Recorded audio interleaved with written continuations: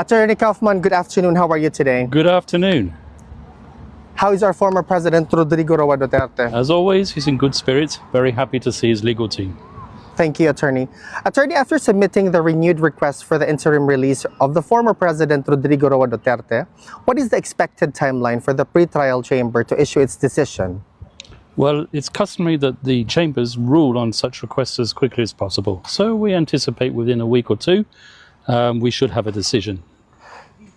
Based on ICC practice, Attorney, are there specific procedural rules and guides how quickly such requests should be resolved? Well, they should be resolved. The statutory framework requires that requests for interim release are resolved as soon as possible. Attorney, regarding your motion to defer adjudication of the jurisdictional challenge, it is correct that the pretrial chamber must first decide on the interim release request before the turning to jurisdiction. Is that what we are aiming for here? Well, I don't think the sequencing is quite correct there. The chamber can decide on jurisdiction at any stage, even up until the end of the confirmation of charges hearing.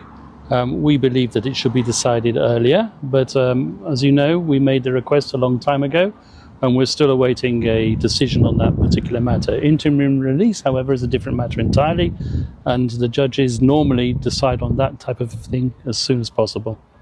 It is possible that the decision on jurisdiction could only come after the confirmation of charges hearing.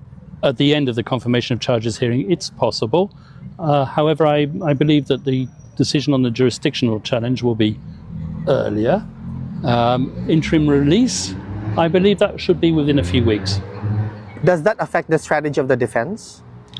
Not really. We hope that the former president will be released. We believe he should be released, and we hope that it will happen.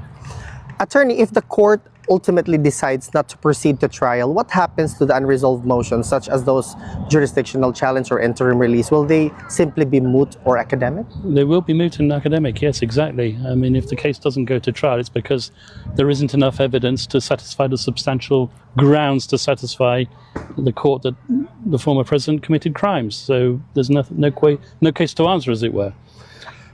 Attorney Kaufman, on a different matter, media reports claim you withdrew the request to disqualify Chief Prosecutor Karim Khan before the appeals chamber. Can you clarify whether this is accurate?